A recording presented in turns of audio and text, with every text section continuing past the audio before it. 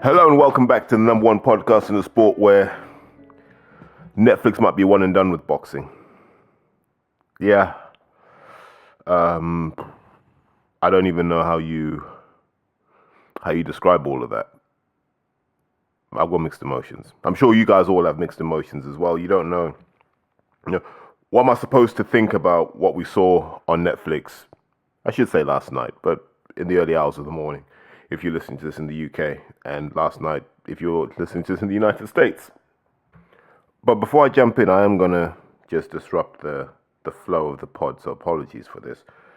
One of one of one of our family, and I see us as a family, has listened from the jump from the New Age days all through to the modern incarnation. So that's a long stretch. His name's Christian Alkin, and he works in the corporate travel world. And I think sort of post COVID, people are always rebalancing their budgets. So he's lost his biggest client. Let's not snitch on names, but it was sizable. I saw the name and it was sizable. And he hit me up and he said, T, can you help? And like I can look into kind of my Rolodex, as they like to say, and see if I've got any guys in procurement that do corporate travel and see what I can do. And I promised him that I would do that, but I'm reaching out to the wider audience. If you do corporate travel and you are looking for a new vendor, hit him up. I'm going to leave his details in the description, right? But yeah, if you can help him in any meaningful way, even if it's just an introduction, it doesn't necessarily have to be, oh, I've got the contract here. But if you can just put him in the way of someone he can talk to, at least as a podcast community, let's just try and give him a step forward. I just feel, when you're coming up to Christmas like this, it's a lot of pressure, the family man and all that sort of stuff. So I just thought I'd tap into the wisdom of the audience and see if there was anyone out there that could help, because it's an unfortunate position to be in. So the reason you guys are here is you want to know what I think about Jake Paul versus Mike Tyson. So first things first, Jake Paul's put on some really, really good events. I think he's shown what's possible when it comes to boxing. I don't know if everything's profitable, by the way, and I'm not here to judge that. I assume that last night was profitable across all dimensions. But from a Jake Paul perspective, he's put on really good events. Visually, I think mainstream promoters could learn a lot from that. It wasn't as overblown as some of the Riyadh season events are, and it wasn't overly long like they are, but it had that quality when it mattered. Like, they really put time into making sure it looked good, and I'm sure Netflix had a lot of say in that, because obviously they're trying to launch their live streaming platform. So it's actually worth talking about that. One of the big complaints people had was, you got the red circle of doom when you're watching it. And they're like, I don't normally get this with Netflix, so why would this happen? So people don't really understand the difference between live streaming and OTT. So with OTT, it's just packages of software, right? So a film is just a package of software. A good example to work this with is Squid Games. So take Squid Games. Squid Games is popular, let's say it's popular in 80 countries. Netflix will know what countries those are, and what Netflix will do is what they call an edge deployment. So they will get those episodes of Squid Games as close to your device as possible, right? So you'll have it in a data center in each country. You'll have multiple versions of it. So, one for your mobile, one for your TV screen, etc., etc. And so what that means is you don't see the latency because it's right there. Now, you can't do that with live streaming because just the sheer volume of data that we're moving across. It would be unbelievably complicated to shunt live data, because you've got to record it. And I imagine they're recording it in, like super high definition, right? For posterity. It's be super, super high definition. And then they're going to bounce that down to 4K and down and down and down. So that's a data center job. And anything data center related is going to have latency. There's no way of getting around it unless you get bigger data centers, because essentially what they were hoping for was they had enough capacity, and they clearly didn't have enough capacity. So you're bouncing up to additional capacity, and that's going to take you a few seconds. You can't preempt it like you could on an OTT platform because it's live. So you're always going to get that little hiccup while they adjust where you're actually viewing it from. All really complicated behind the scenes, actually. And so I wasn't surprised that Netflix had to go through this, because they had no idea how many people would actually view and what those concentration clusters would look like. So they couldn't balance the load accordingly. But now they've got some more data. They can kind of try and balance that load. And so that's why you guys got the latency. Look, just think about this. They've got to run nominally an 8K stream, a 4K stream, a 1080p stream, a 720p stream, a 540p stream for your mobile devices, a 480p stream for those who have older devices, and they've got to run these 5 in parallel. So they've all got to run at the same time, so there's no slip between them. That's unbelievably complicated to coordinate all of that in real time. Like, you can only learn by doing. So that's one of the reasons you had that. So just so when people say, why do we have the technical issues? That's probably what it was. Most of Netflix, especially in the UK and the US and developed countries, they have as much of the information as close to the device as possible. For this one, you had to go maybe 2 or 3 steps back, and that's what the latency was, in addition to the sheer demand on your servers and data centers. But really, the only 2 fights people care about from the Mike Tyson, Jake Paul card, Mike Tyson versus Jake Paul, and Amanda Serrano versus Katie Taylor. I'm not sure where to start. Let me just start with the Katie Taylor one, because this is the second time she's had a controversial decision against Amanda Serrano, and I don't get it. I think it's just an American thing. Like, the aspects of the fight that I saw, Katie just outworked her, right? And that's what Katie Taylor does. 4 straight punches, a 1-2 left hook, right hand, left hook, and that's Katie Taylor, right? Everyone knows what's coming. It's harder to deal with because she's relentless with it. And like, you can say a lot of stuff about Katie Taylor, and I probably will. You cannot take away that she is as relentless a fighter as you have across all of boxing. You know, you can argue, yes, it's easier because, you know, she's fighting women who don't really crack eggs. Fine, okay, but you've still got to do that. You've still got to walk through punches and take them. Like, you see her face at the end of fights. It's not pleasant. But that's Katie Taylor. She's relentless. She's tough, but she's a very basic boxer. Amanda Serrano probably has more strings to her bow, and I think having boxed in the lower weight classes is probably a bit more speed, better time. She has all these kind of factors, but she will never have the pedigree of Katie Taylor. Katie Taylor's an Olympic gold medalist, an Olympic bronze medalist, has essentially beaten everybody who matters when it comes to her generation and her weight class in women's boxing. Beaten everybody. So the fact that this fight was competitive is actually a disappointment. The fact that this fight was competitive maybe is a signal to Katie that she's not ready, because Chantel Cameron ran through her. Second time around, you know, who knows. There seems something really odd, right? And I think it's the difference between women and men.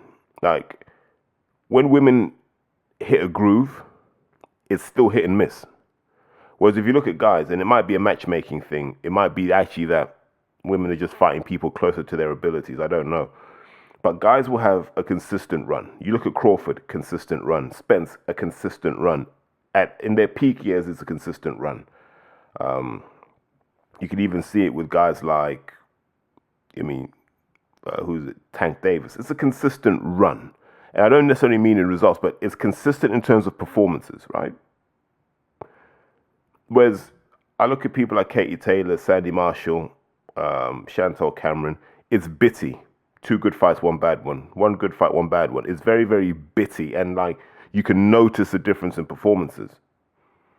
I've never understood why that is. Maybe someone has a better understanding than I do, but I've always noticed that like, when you look at the prime assets in women's boxing, they can't put together a 4-run fight of incredible fights. Even Clarissa Shields, as undefeated as she is, there are fights where you're like, that wasn't very good. And then the fights where you're like, wow, she's a monster. And I've always wondered why that is. So I've seen on Twitter people are saying that Katie Taylor was lucky to win, or Amanda Serrano deserved to win. And I look at it and I go, you've got a 126-pounder coming in at 140. The weight of shot will never be enough. Like, it's not like Katie Taylor's a fleshy 140. It's not like Amanda Serrano was hellacious all the way up. Like, the power hasn't carried up, clearly. So the biggest surprise is Katie didn't do more damage. And so we've got to ask why.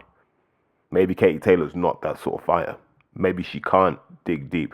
Because I'll say this, Natasha Jonas would have put Amanda Serrano down. Don't know if she would have stopped her. She'd have put her down at least once.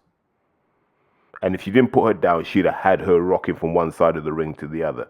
Yeah, Natasha Jonas would have punched holes in Amanda Serrano. And maybe she'd punch holes in Katie Taylor too. And maybe that's the only fight those two have left is each other. Because what I saw of Katie Taylor, I don't want to see this carrying on too much. I think the problem with the Saudi intervention in boxing is it's allowed people to carry on longer than they should. And there are people just still sniffing around for a payday. And it's hard to tell people when to stop boxing. We're going to come on to this in a sec. It's hard to tell people when to stop boxing simply because you're like, all right, what are they going to do afterwards? I'm not accountable for that.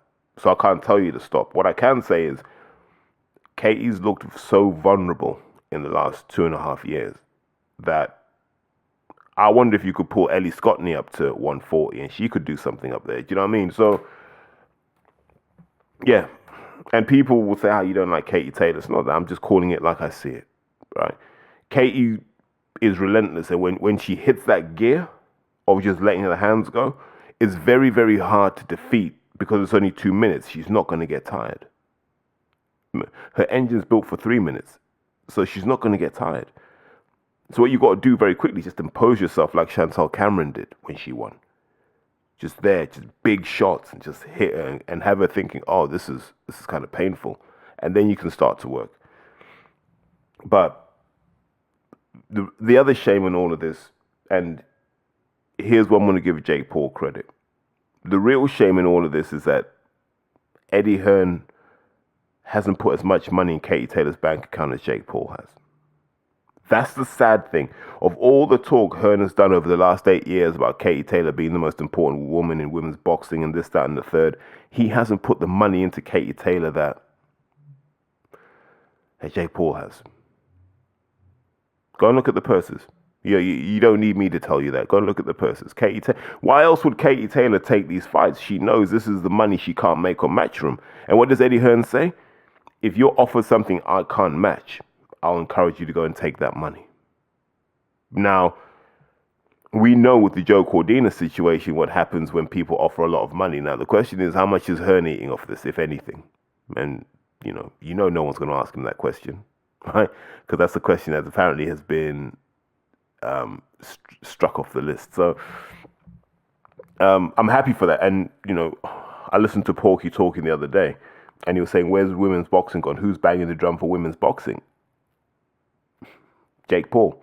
Jake Paul has consistently supported women's boxing, particularly with Amanda Serrano and latterly with Shadaza Green, who had a kind of stumbling performance, which is back to my point. Like, it's hard to pull together four really good fights as a woman, and I don't know why. But overall, Taylor Serrano, they're saying you need to see a third fight. I'm like, Katie's won twice, and I don't think she's been an unfair winner on both occasions. I think now for Amanda Serrano, you need to go and find somebody else to go in trouble. Maybe Michaela Mayer. Keep it in America, fight Michaela Mayer, and see what you can do there. And maybe that's a route to then calling Taylor out again. But no one cared about that fight. Unless you're from Ireland, no one cared about that fight. Like, it served no purpose. But they had to fill the card with something, I guess. And they had the Netflix budget to play with. And it ticked one of those diversity boxes, didn't it? So let's talk about the main event. And we've all kind of been wrestling with will it be scripted? Will it be real? Do we want it to be real? Do we want it to be scripted? What should happen here? What have Netflix said? What are Netflix trying to achieve? There are all of these questions, and I don't even think we've answered half of them yet. But we've had a build-up where you can see Mike Tyson's too old for the BS now. You watch him, and he's like, he slots into that kind of mean Mike Tyson character, even though deep down, he's old now. He's like, I'm not really that person anymore. But he knows the public want to see it. So every so often it will come out and, it's something you can just clip, share, and it goes viral, right? Mike knows what he's doing. He understands the game now. Jake Paul knew what he had to do. He had to be enough of a brat right, to show the lack of maturity between the two. But he also had to show enough menace to mobilize his fan base and have them believe that actually Jake's in a real fight here. And I think both guys did their job really, really well. Both came in around 16 stone, around 100 kilos. Jake's got huge. I don't know if he wants to be that big, to be honest with you. It doesn't. I don't think that would suit him. Like boxing at that weight might not be the one for him. But they both came in. Just loads of really fun bits. Mike Tyson in the jockstrap and no underpants and just doing the live interview, kissing the interviewer, telling me he loves him. All classic Mike stuff, right? Mike's giving us those moments where, it's engagement. Mike he knows exactly what he's doing. And so prior to that fight, we're all there going, is this the right thing to do? And I'll give my take on it. I was happy for Mike. I'm going to tell you why. I see these guys all the time. I see these OGs. The guys who used to fight. Your Bomber Grahams, your Keith Bristols. Those old school guys that no one really talks about anymore. Sweet D. Williams, Julius Francis, all of these guys who are still around now. And you see these guys, and they still look healthy and they still look strong. And you're happy for them because they're healthy and they can string sentences together. And that's all you want sometimes. And Mike Tyson, you listen to Mike Tyson talk, he's still Mike. By the grace of God, he's still Mike. But Mike is 58 years old. We weren't going to get 1988 Mike. We weren't going to get 1987 Mike. We were never going to get 1996 Mike. Because everyone forgets how his career ended because that never gets shown. You don't see the Danny Williams loss. You don't see the Kevin McBride loss. You don't see that. You see the press conference. You're not talking as tough as the guy over there with the pinky ring. Classic line. You see all of that, but you don't see those fights. And if you'd seen those fights in the early 2000s, you'd have known Mike was done then. Mike was finished then, and he admitted it. He didn't love boxing anymore. And Mike went through a huge rehabilitation process where, he went away for a bit. And I think, when someone goes through stuff in life, remember he lost his daughter, I think it was on the treadmill, which is unfortunate. And that helped. I don't say that helped, but that was part of the rebuild because it showed the human side of Mike. But he still had that nasty side, like when the Canadian interviewer called him a convicted rapist and Mike just lost it. So we've always known that mean Mike Tyson is in there somewhere. And every time he said he'd come out and fight someone, you always hope that he could find that in a sustained way. But as we've got older ourselves, we realize you can't do that. You can't do that. I can't be angry 24/7 like kids can be. They can be, right? Sometimes I'll stop through somewhere like Stockwell just to go and see some friends, and I'll see either their kids, their little brothers, nephews, whatever. And those kids are just permanently on smoke. Permanently. You bump into them, it's a problem. You look at them, it's a problem. I don't have time for that. I don't have the energy. Like my head can't even get into that space anymore at the age I'm at. So what does Mike do at 58? And I think Mike may enjoy training, probably look good in training and said, hey, let's make a few quid out of this. Let's see how much the public will take of Mike Tyson. Let's see what they really want to see. And I can't knock Mike for that. Because anyone that knows boxing knew Mike was done, probably in 99. Mike was done. And everything after that was just done for the money. This was done for the money. And also I think it was done because Mike understands as long as it's a Floyd Mayweather, he has a name to compete with. And this is what that silent competition. Who's the bigger boxing name, Mike Tyson or Floyd Mayweather? So, look, Floyd does his exhibitions. Mike's like, let me do my exhibitions. I've got Roy Jones, Jake Paul. Look at the numbers we did. We did real numbers. And there's probably that quiet competition between those two. And I like that. But like I said, we knew. Yeah. Those who know boxing know there's an age at which you can't do it. And not even that you can't do it against the good youngsters. You can't do it against any youngster. Because they can just take shots you can't. Harsh reality, but they can take the shots, you can't. And I've got friends who are my generation.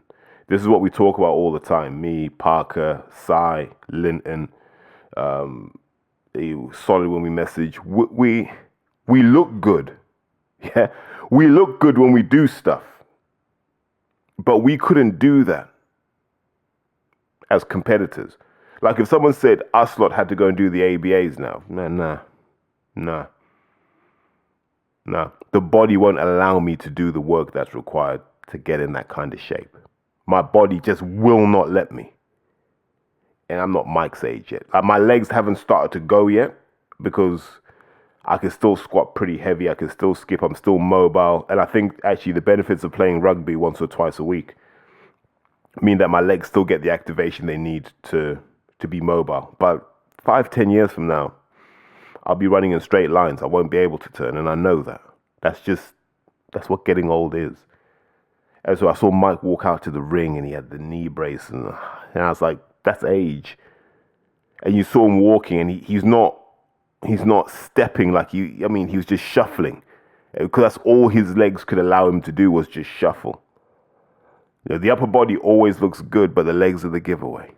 If there's no leg mass, what can you do? You saw Jake. He looked big, he looked round, he looked full. He looked like someone designed to compete. Mike didn't. And yes, you know, early part of the fight, you see Mike catch him with jabs and there's a right hand that nearly missed. And you're like, is Mike trying to hit him or just trying to miss him? I don't know.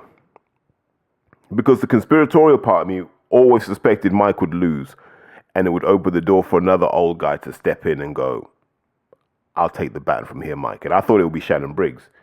Because I can't think of anybody else they could dig up. That could be Roy Jones. Yeah, they might find Roy. But how good's Roy's body now? We know Roy's got knee problems, so could Roy do it? James Toney, do you wheel him out of retirement? I hope not. Like, we'll come on to that actually. Let's just talk about the fight. So I'm watching this fight, and the coach in me is watching, and I'm like, this isn't even a hard spar. This is just two guys having a move around. Which it should be because, like I said, Mike's 58, Jake's, 27, 28? So he's having a move around, and Jake's doing all he can not to put himself in position to accidentally knock Mike out. If you notice, Jake is always throwing at the limit of his range, and he's never fully extending. He's just making sure that the punches connect enough.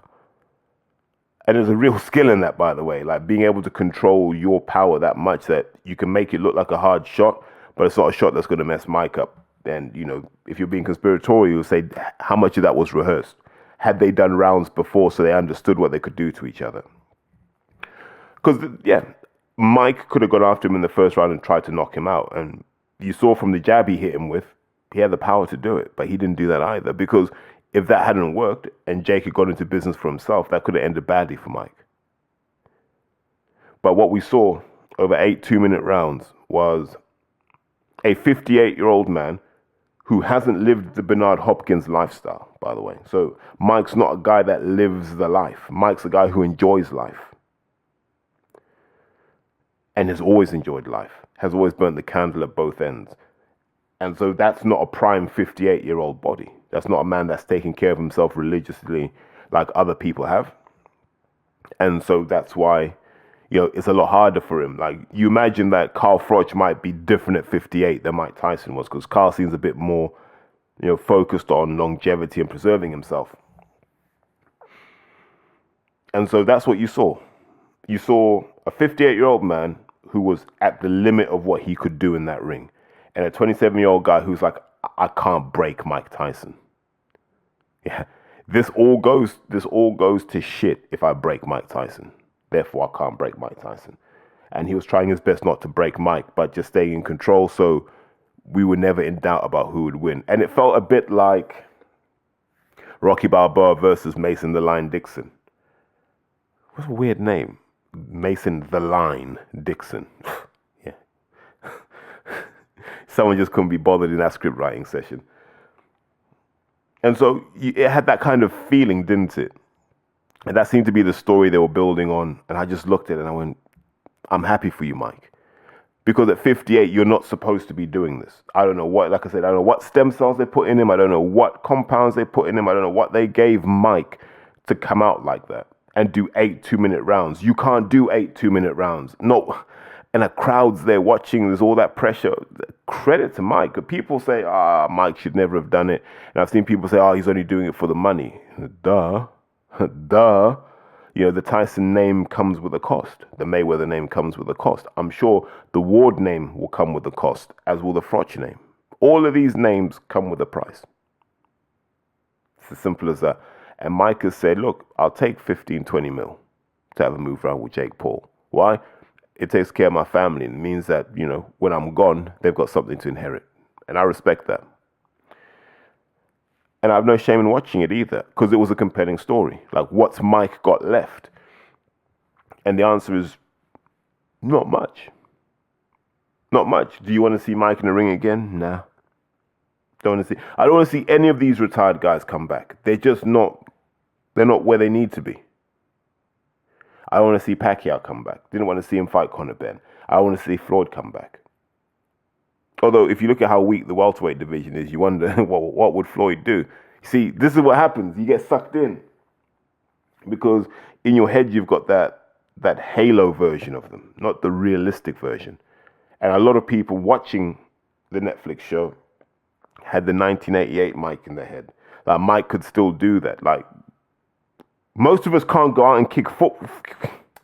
Most of us can't even go out and kick a football on a Saturday, let alone try and catch a rugby ball while being tackled. We can't because A, we can't be bothered with the pain the next day.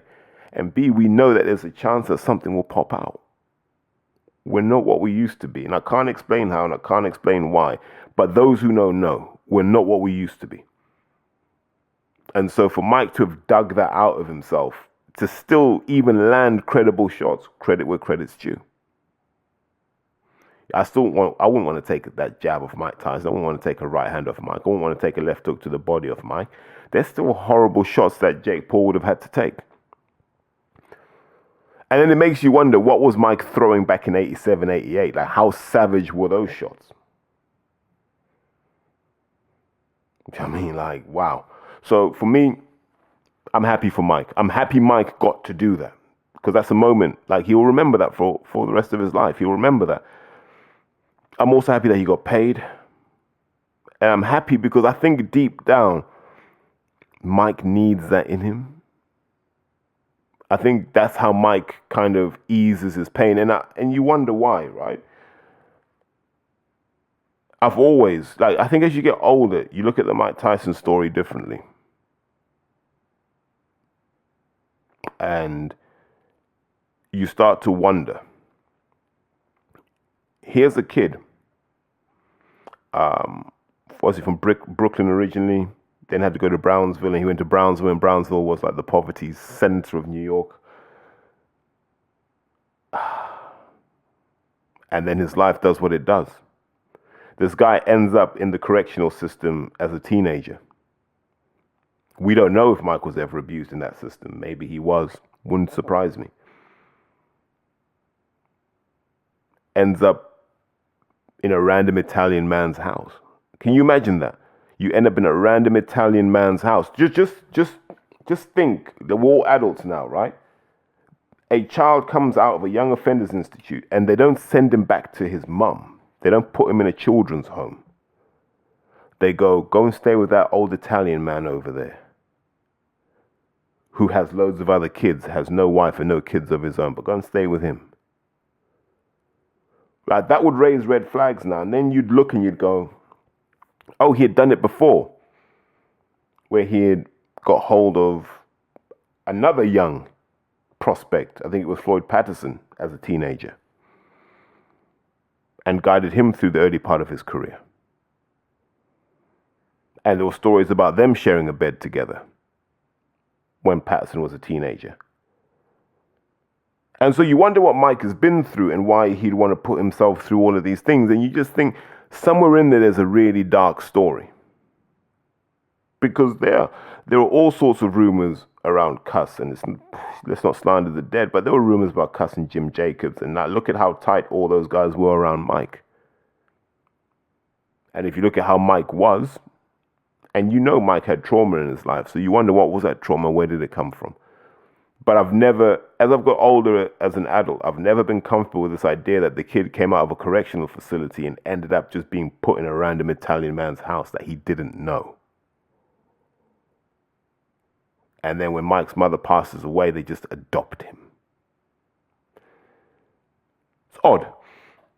But that was a sort of a side turn there. But I think when you look at all of those things that Mike has been through and getting jerked around and this, that, and the third, you suddenly realize he probably needs that. That's his release, the fighting, and that's all he understands. And he got a chance to do that in front of a crowd again. It's addictive. If you paid me 20 million, I would get in front of a crowd no matter what.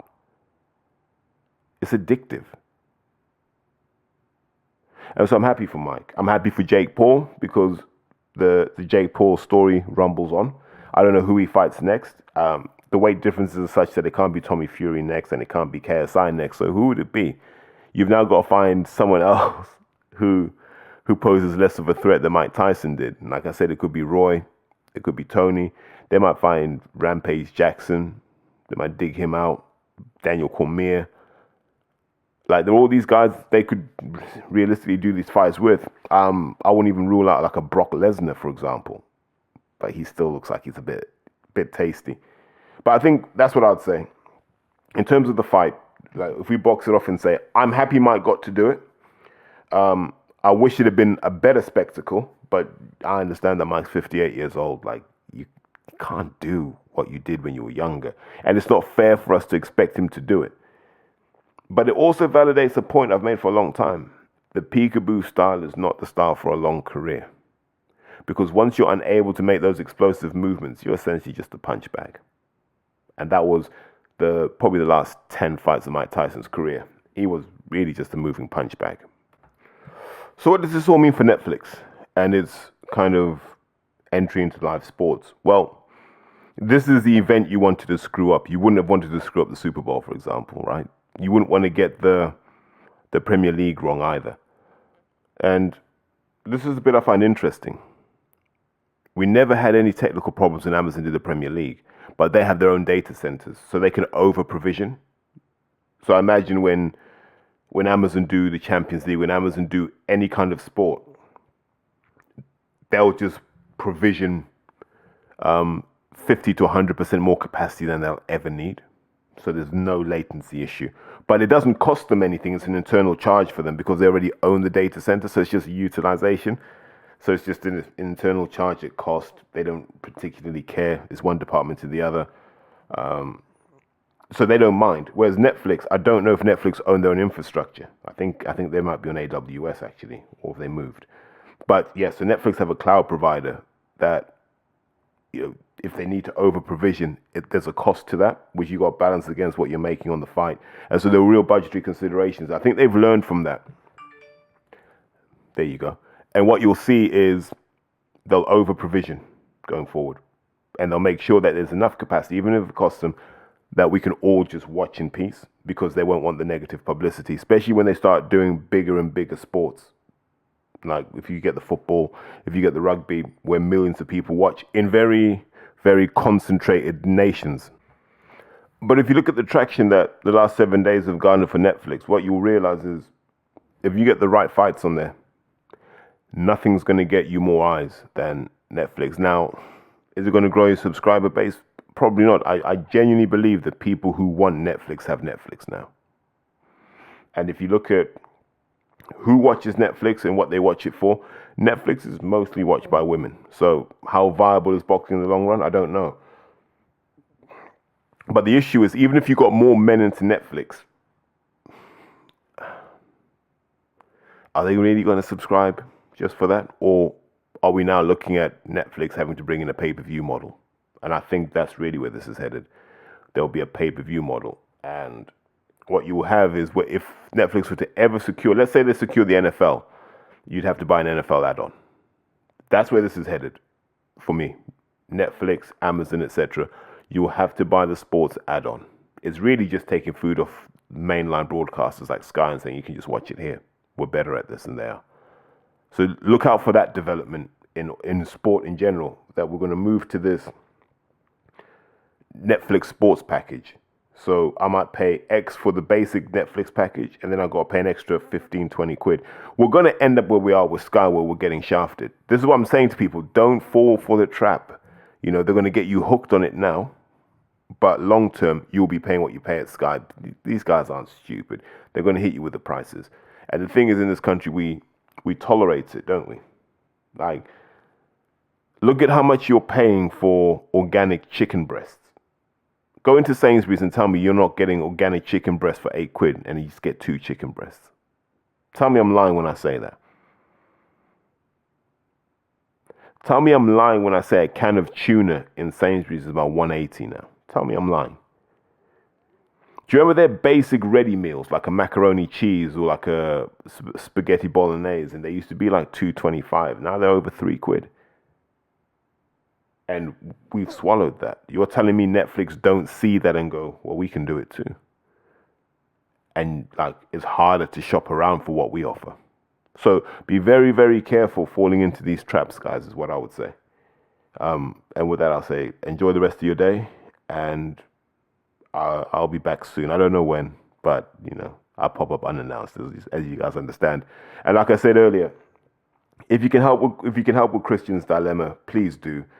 I'll leave the details in the in the description, and if you can help, it'll be appreciated. Like if someone needs help, I'll always try and do what I can. And on that note, I'll say take care, guys.